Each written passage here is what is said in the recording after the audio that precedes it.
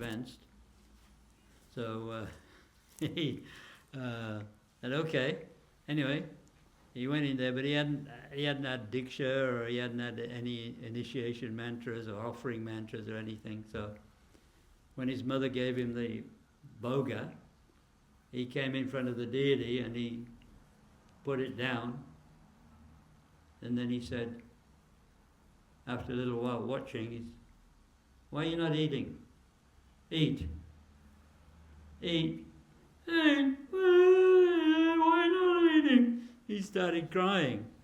So what did the deity do? He ate the whole offering, right? And then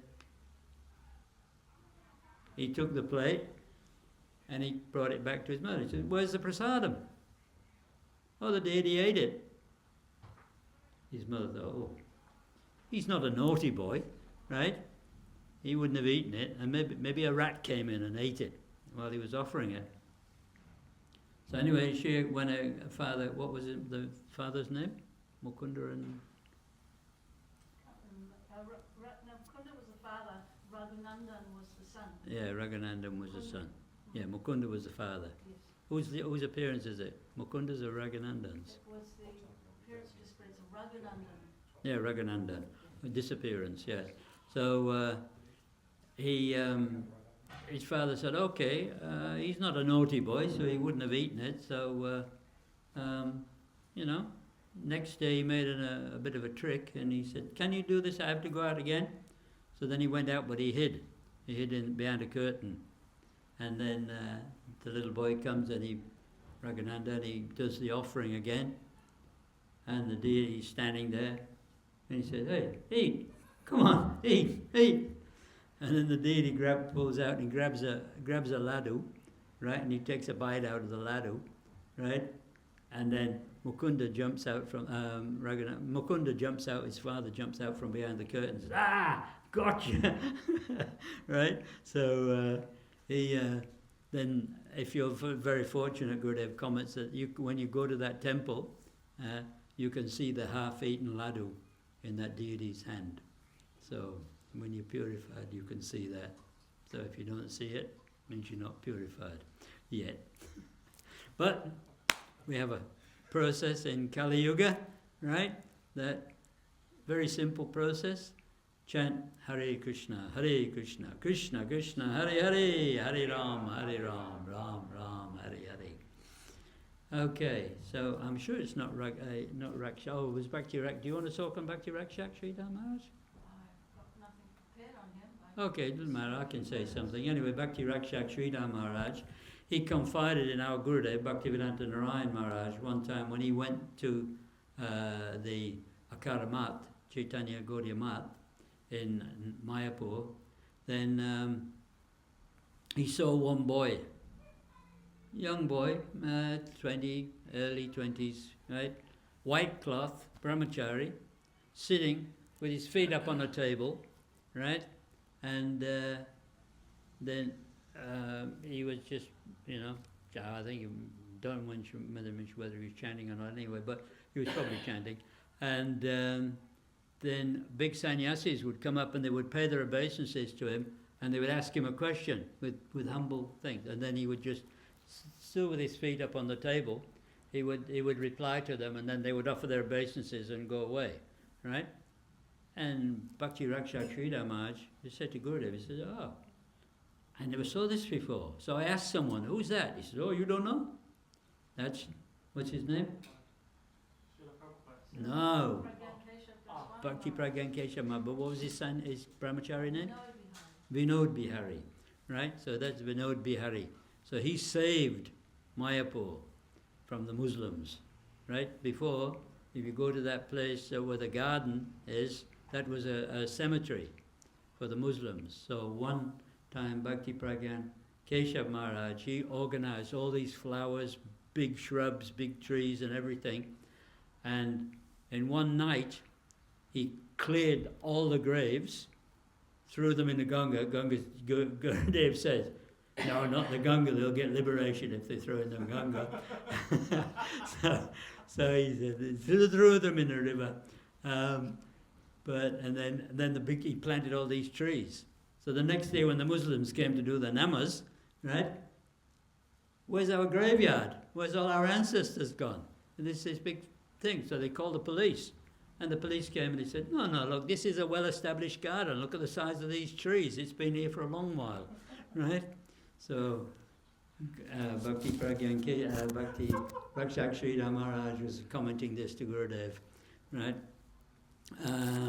Another time, he went with Bhakti Daitav Maharaj, yeah? He went down to Puri, Jagannath Puri, right? And he went first away to what's the name of Ramananda Roy's place? Parents' place? Godavari. Yeah, so he went to Godavari, and they were Bhaktisiddhanta wanted them, the pair of them, to organize some land so they could establish the footprints, to celebrate that Ramananda Roy Samvad. So after 3 or 4 days, they were not making any success. They didn't have any success. So Bhakti Rakshak Sridhar Maharaj asked Madhav Maharaj, he said, I don't think we're going to be very successful. So do you think we should just go back and do some preaching somewhere else? And then Bhakti Madhav Maharaj said, no, we haven't even started yet. So then what for Bhakti Rakshak Sridhar Maharaj was the point that he was prepared to give up on, Madhav Maharaj, that was his starting point. So at that point, that brings us back to the start of that story, because after the Gopurnim, Madhav Maharaj was late coming to the assembly, and there was all these big disciples of Bhaktisiddhanta Saraswati Thakur, and one of them commented, you're very late. We've all been waiting for you. And he said, I apologize. He said, we had so much debt to sort out because we were hosting so many pilgrims for the parikram, and this caused some delay, so I'm apologizing. And then one other Prabhupada disciple, he said, you shouldn't take on more than you can chew, And then Bhakti Rakshak Sridhar Maharaj, he said, can I just say something? Then he popped up, and then he said, what for us is our end point, right? For Bhakti Madhav Maharaj, that's his starting point. So then he related that story which I just told about Ramananda Roy. And then also they were trying to get the birthplace, the birth site of Bhaktisiddhanta Saraswati in Puri, on the Grand Road. And he said, none of us, all of us, we all had money. He was referring to Bhaktisiddhanta's disciples. We all had money, we could have done something. But it took Bhakti Madhav Maharaj to actually organize this. He was a disciple of, who was he a disciple of, Madhav Maharaj? So, Bhaktisiddhanta Saraswati. No, the next one down. No. Bigyan Bharati, Bigyan Bharati. So Bigyan Bharati had given him the order to go and secure the birthplace of Bhaktisiddhanta, which he did. He said, but none of us could do this. So, we are offering our respects to Madhav Maharaj. Bhakti, what's his name? Daitav Madhav Maharaj, yeah. Anyway, so another story, when Prabhupada Bhaktivedanta Swami was nearing the end of his manifest pastimes, the disciples were asking, who can we go to for instructions when you leave? And he told them, you can go to Bhakti Rakshak Sridhar Maharaj. The Bhakti Rakshak Sridhar Maharaj, he was very, very prominent disciple. What did he call? He had a name. What was his name? He had a nickname. Nikun, something Nipun. Shastra Nipun, was it? Knower of Shastra. Anyway, so Prabhupada gave him that title. Bhaktisiddhanta gave him that title. So he was very eloquent personality. So, in his, after Prabhupada had disappeared, Bhakti Rakshak Sridhar Maharaj, he gave instruction to so many of Srila Prabhupada's disciples, as also did our Guru Maharaj. Our Guru Maharaj was specifically requested by Bhaktivedanta Swami Maharaj in his final day, right, that you kindly help. He said, I brought so many monkeys, right, meaning disciples. I use the word monkeys, right, but I could not train them properly, so will you please help? So in this way, our Gurudev Bhaktivedanta Narayan Maharaj, he took upon it on his head to follow the orders of his Shiksha Guru, Bhaktivedanta Swami, and he travelled all around the world 24 times, enthusing many of Srila Prabhupada's disciples who had fallen away. Many sannyasis had given up their sannyas ashram and become householders, and in this way he brought many disciples back to Krishna consciousness. So, any more comments on that? And there was another disappearance. Who was that tomorrow? Huh? Oh, Vamsidas Babaji. Oh, Vamsidas Babaji. Very, very unconventional personality, right? He used to smoke a hookah, right? He had a big hookah, and he had Gaurnitai deities, and he would argue with the deities, right? He was so. And one time he made a preparation, and he said, "Nitai, you've been naughty. You're not eating anything. Chaitanya Mahaprabhu can eat the whole lot," right? So he would have such a relationship, right? A very, very outlandish character. Anybody else got anything else on him? He was an avadut, right? Yeah, avadut.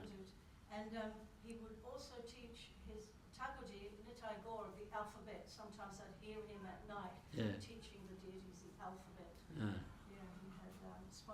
he had spontaneous all that. Sanskrit alphabet. All right. Any more? Poonam? Not really, Prabhuji. I can't. I mean, it could be right or wrong. There's the one pastime where thieves steal his bow, and he scolded them. Why did not you just protect your container? That you are not going to get the food today. Either you find out that one, otherwise you are not going to get anything today. It's the same pastime with him. Yeah. So the thief steal his container where he offered the food to Gornetai, and he took away that bowl, and he's scolding, why are you guys here in this kutia if you are not even to protect the stuff? So today you are not going to get anything. You have to be fast today. It's a very unusual personality. Got a very, very sweet relationship with his Thakurjis, right? So, anything else? Daibai, you got anything on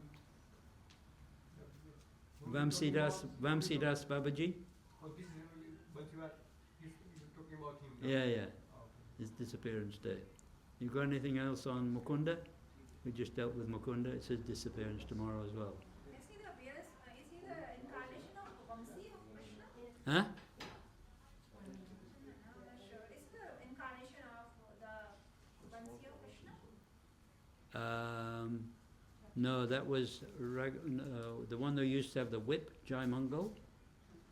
He was the incarnation of the flute, of Krishna, in Krishna Leela, in Gaura Leela, right? Can you remember his name? Abhiram Thakur, yeah.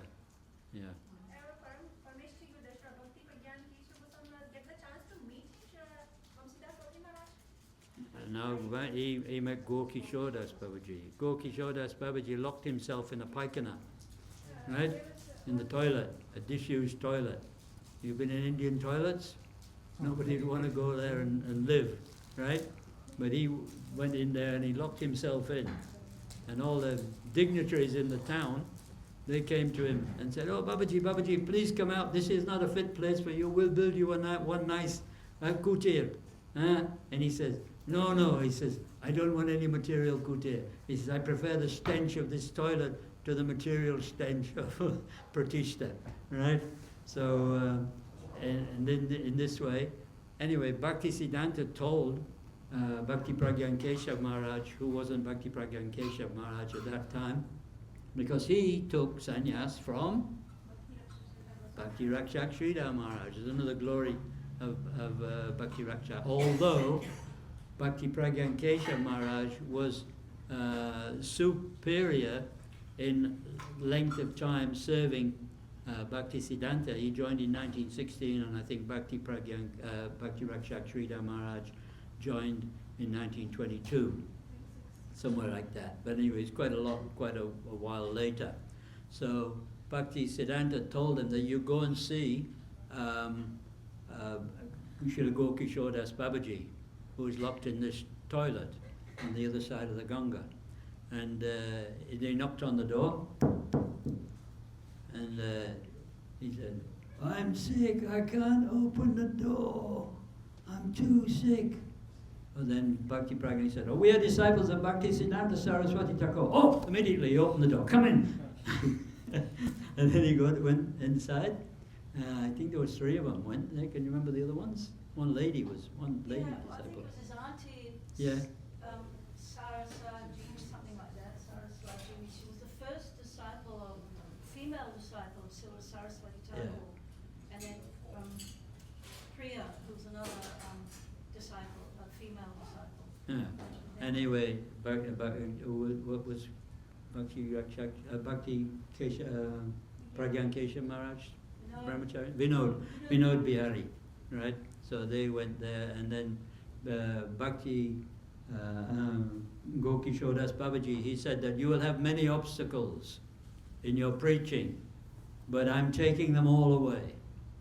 So when Bhakti Pragyan Keshav Maharaj would remember this in later years, then he would cry, right? He would start to cry. You know, Gokishore Das Babaji was so merciful, he took all my obstacles away, right, in the preaching effort. And he preached all over, made 3 prominent disciples, our Gurudev, Bhaktivedanta Narayan Maharaj, Bhaktivedanta Vaman Maharaj, and Bhaktivedanta Trivikram Maharaj, plus others, and he had many centers all over India also. So that way,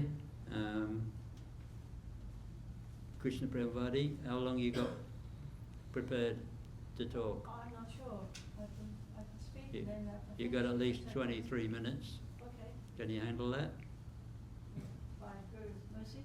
Okay, Vanchakalpatarubhyascha Kripasindhubhya Vacha Patitnam Pavanebhyo Vaishnavebhyo Namo Namaha. Sorry, I'm just going to sit here. Want to grab that mic? No, because it's already set up, you know. Well, it's all right. It's just set up so you can hear it. I can speak a little bit loudly. I can project my voice.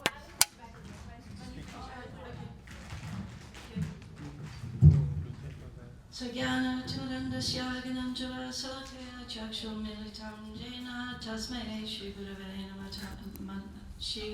Namaha. So, by the mercy of Sri Guru Gauranga, I'd like to share a few words for my own purification and for glorification of the Lord.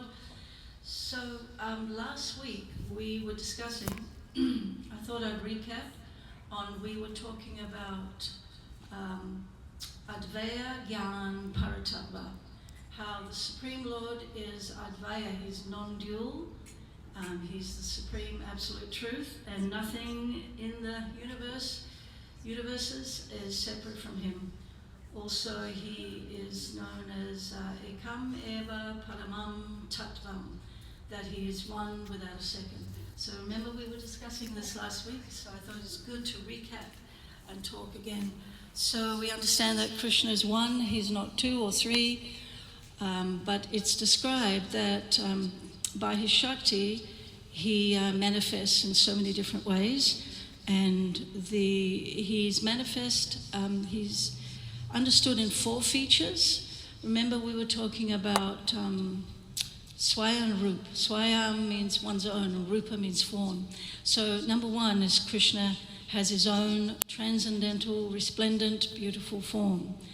And then he manifests also, number 2, as Tad Vaibhava Rup. He expands into his parikar, his personal associates, into all the Vaikuntha planets, into the holy dhams. It's like his personal splendor.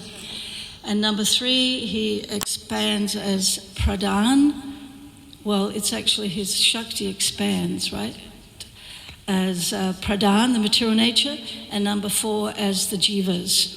So all these may seem separate for him, but they're considered all to be coming from the same source. And we described about the moon. There's that shloka in Srimad Bhagavatam, Ete chamsa kala pumsaha krishnastu bhagavan swayam. So the moon is one, but we understand it has 16 days, a cycle. And, well, some say 15, you say 14, some say 16. All right. So then we have the Amavasya, the thin crescent moon. There's not much effulgence, right, showing. But then the quarter moon, more effulgence, half moon, even more. And then the full moon is the most effulgence. So the moon is one, but it appears like that in with different degrees of effulgence. So Krishna is the same in the sense that when he manifests as his expansions, Lord Narayan, he manifests in his opulent feature. We know Narayan has the 4 arms, right? And everyone serves him in awe and reverence. So that's a particular type of opulence and Shakti. But when Lord Krishna manifests as Lord Ramachandra, then he manifests with more opulence and with more Shakti and with a little bit of sweetness in those pastimes. But then when he comes as Lord Krishna himself, he manifests with full opulence, with full Shakti. But what happens? It's completely drowned in Madhurya, in sweetness. Because Krishna has Naravat Lila, human-like pastimes. He wants to forget his God, and by his Shakti, his Yoga Maya, he forgets his God. This is called Mugdaha. Other times when it's needed, she reveals to him that he is God and he can participate in whatever way he has to save the residents of Braj. So this is Sarvagya. But he wants to relate to devotees in a very, very sweet way, where he forgets his God, and also all the residents there, like in Braj Dham, they never worship him with awe and reverence, but always with love and devotion. So they also forget his God, or they don't know his God. But sometimes it might come up. The example is given, you might have a 20-litre pot of milk that's boiling away, and then one tiny little blade of grass might come to the top. And you observe this, and then it goes down again to the bottom. So this is compared to the Aishvarya in Krishna's Braj Lila, that it's always just drowned in sweetness, but sometimes there might be a little bit of Aishvarya. For example, when Krishna had to save the cowherd boys from the fire, there was a big fire, but what happened? He told them, close your eyes, and then he swallowed the fire. And also Mother Jasoda, the example was given last week, when she opened Krishna's mouth to see if he'd eaten dirt. And she looked in, and what did she see? She saw millions and millions of Brahmandas, replete with waterfalls and oceans and mountains, and all living entities. And then she also saw herself looking into Krishna's mouth. So this is like an opulence, that Aishvarya a little bit. But then in the next second, she becomes bewildered and thinks, oh, what did I just see? Oh, my son must be haunted by a ghost. So then she calls the Brahmins to,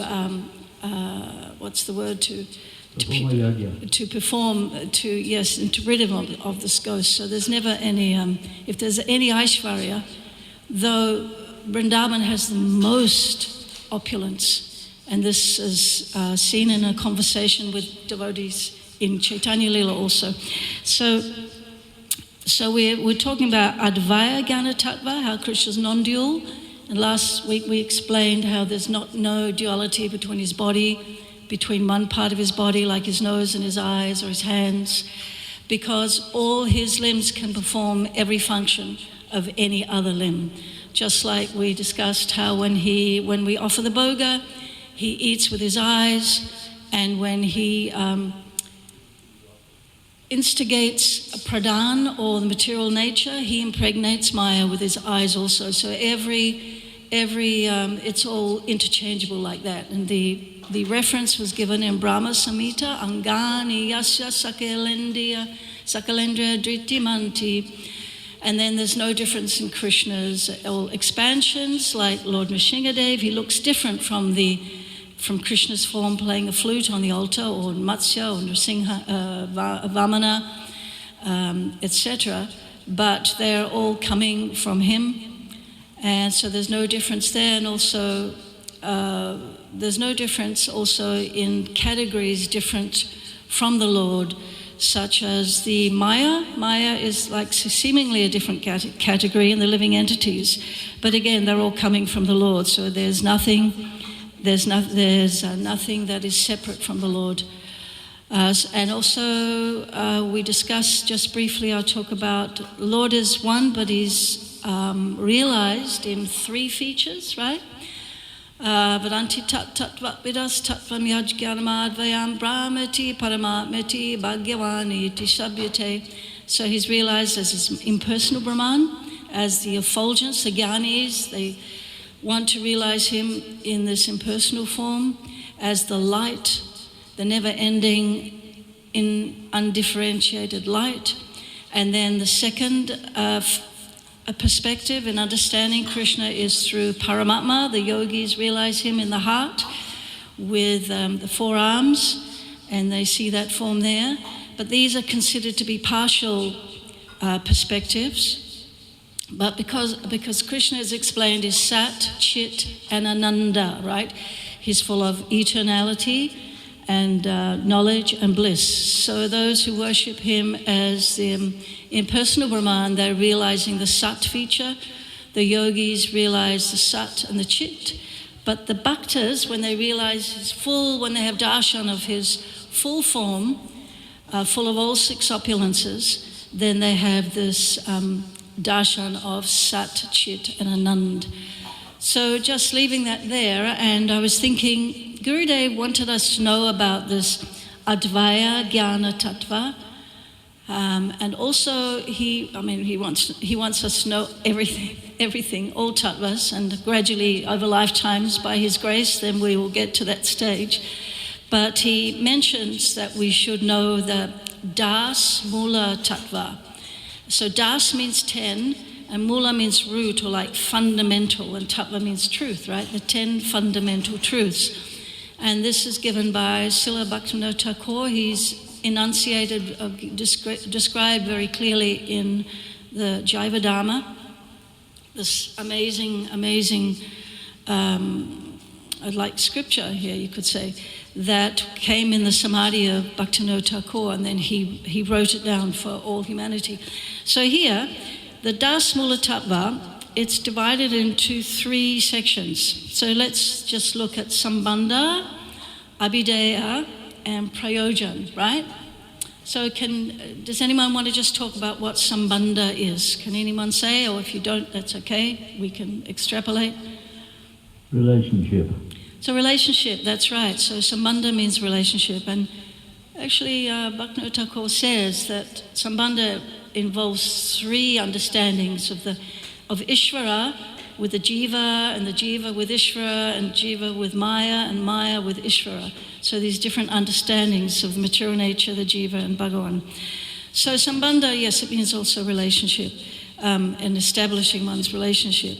So in this section, it's like a section, and then it has 8 different points under this Sambandha Gyan. And the first one is called Paratattva. So and para means supreme, and tattva again, truth. The supreme truth that Krishna is the supreme personality of Godhead. Only he is the supreme personality of Godhead, and everything else is secondary to him. So this is called Paratattva. And as devotees, I think most of us are convinced of this, right? But sometimes if we go somewhere and someone's saying that Lord Shiva is the supreme or Lord Brahma is the supreme, then we understand, no, this is not correct. Srimad Bhagavatam, which is the immaculate scripture, it's the emperor of all empress of all scriptures. This is stating this sloka before, ete chamsa kala pumsaha krishnastu bhagavan swayam, that Krishna is the original supreme, the cause of all causes and the controller of everything and the manifester of everything. So Paratattva, so we should understand, this is if we're Gaudiya, aspiring to be Gaudiya Vaishnav, we must understand this point. And the next one they talk about is called Sarva Shaktiman. I think Sarva means everything or all, and Shaktiman means the possessor of all potencies. Because we know there is Shakti, like Radharani is considered Hladini Shakti, and so many demigoddesses are considered the Shakti of their husband. But there's always got to be a source of that Shakti. So Shaktiman is the source, which is Krishna. So Krishna is the source of all potencies, all energies, and everything we see in this universe, which means energy, potencies like that. Sarva Shaktiman. Shaktiman. So the next one, that's number 2. The next one is Akila Rasamrita Sindhu. And we know Sindhu means, what does Sindhu mean? Anyone know? Like that scripture, Bhakti Rasamrita Sindhu. Sindhu means ocean, right? So so Akila Rasamrita Sindhu means he's an ocean of all sweetness and and mellows. So he's an ocean of all sweetness and mellows, and he's called Rasik Shekhar, right? The emporium of all mellows, because Krishna is so utterly incredible that he can relate to any jiva who is purified in their relationship with him, which comes in the 5 different rasas, right? So anyhow, we won't go there, but he's called Akila Rasamrita Sindhu. And then the next one is called Vibhinansa Tattva. So this is the separated jivas, his separated energy, which is us, right? The living entities, which have come from the Krishna sun, and we're described as being parts and parcels, or like photons of that sun. So we all know that in quality we're one, but in quantity, of course, we're so much different. But there it also explains about the Bada Jivas and the Mukta Jivas. So it says that Bada Jivas are always under the control and covering of Maya. Because we know from that original point that even though it's always eternal, there seems to be an original point, yes, when we manifest from Mahavishnu. Then what do? We glance either towards Maya or we glance towards Yoga Maya. So then when we glance towards Maya, what happened? We became overpowered by Maya, right? So this means we are always, not always, we do become liberated, but under the control and covering of Maya. This is the Bada Jivas. And Mukta Jivas are those that are forever free from Maya. So they are just immediately the parikaras, personal associates of the Lord. They know nothing about Maya. They have no understanding that it ever even exists. Lucky them. So this is the Bada Jivas and the Mukta Jivas, right? This is called Vibhinansa Tattva. And then the last one in that section is called Achincha Beda Abeda Prakas. So we know that Achincha means inconceivable, right? And Beda Beda Prakas, we know this means simultaneously one with, but inconceivably different from the Lord. So in this aspect, it says that the material nature, everything chit, which means conscious, or unchit, unconscious, that is within the universe, is part and parcel of the Supreme Lord's energy. Again, there's this concept that's always coming through, that nothing is separate from the Lord. Everything is connected. Even in our own lives, we have to understand everything is connected with Krishna. So there are 8. So we said it's Das Mula, right? 10 fundamental truths. So the next section is called Abhidheya. Abhidheya means, does anyone remember Abhidheya? Huh? The process of devotional service. So in Abhidheya, it's explained that Suddha Sattva, that the only way to attain our goal, our sadhya means goal, is through Suddha sadhana, or is where our sadhana has to be pure devotional service. In that way we can attain the goal of sadhya. Does that make sense? Yeah, pure, what's that? Anyhow, we won't go to that sloka. Anyavilastasanyam. And then, so that's Abhidheya. And then the third section is called Prayojan. And Prayojan means? The goal. And this is called Krishna Priti, or transcendental love and affection for Sri Krishna is the one and only object of attainment. But we know that our Gurudev came and, of course, incorporated, my hood keeps falling off. Incorporated in that is Radhadasyam, that for aspiring Vaishnavas, Radhadasyam is our goal, to become a maidservant of Srimati Radhika. But to be absorbed and to be serving Yugala Kishore, this means Radha and Krishna's love, and that's what the Manjaris are always serving and the Sakis are serving. So these 10 truths, they're called prameyas, or the fundamental truths, and this is called praman. This is the evidence that Krishna's Supreme Personality of Godhead, and the way to attain him is also to understand these truths in full. Of course, I only have a very superficial understanding. If you want more, then you can go to the Jivadharma, where Srila Bhaktivinoda Thakur talks about it in much more depth. So this is called Dasmula Tattva. So we should always remember we need to know these truths as devotees.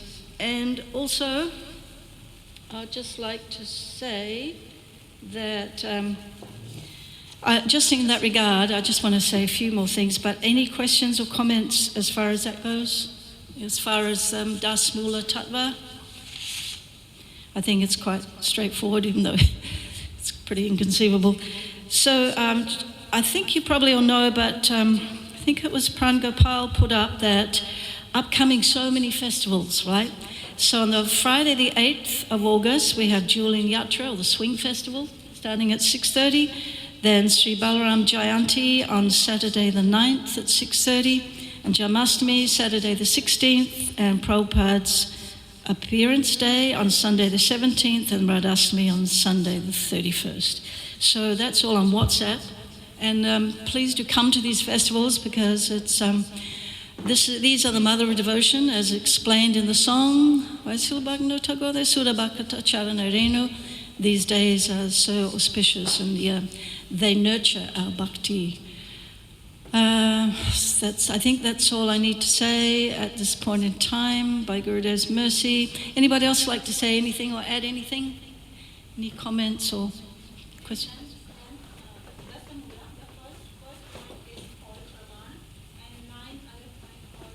Prameyas.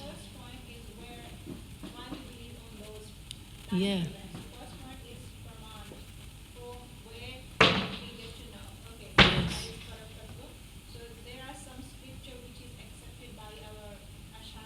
Right. Yes. Pramaya is good.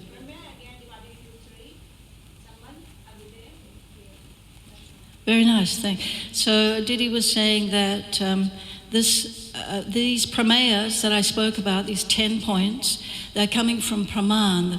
So it says that the Vedic literatures received through Guru Parampara, these are known as Amnaya.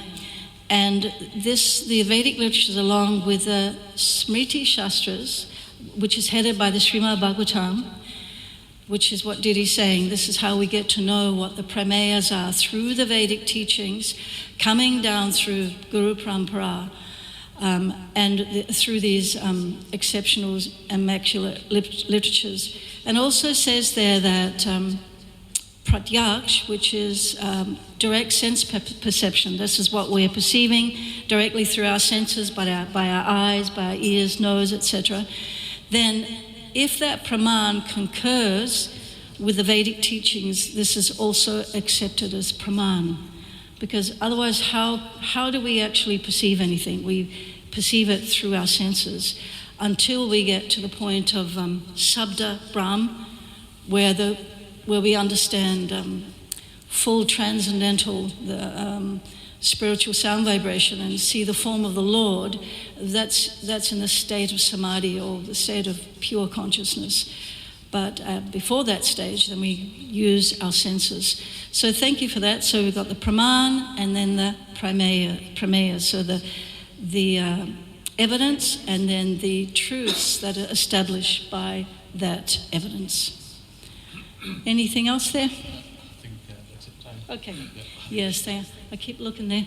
Okay, thank you, Gurudev Sil Prabhupada. Ki Jai, Gaura Premanandi, Hari Hari Bol. Chikar Patra Vyascha.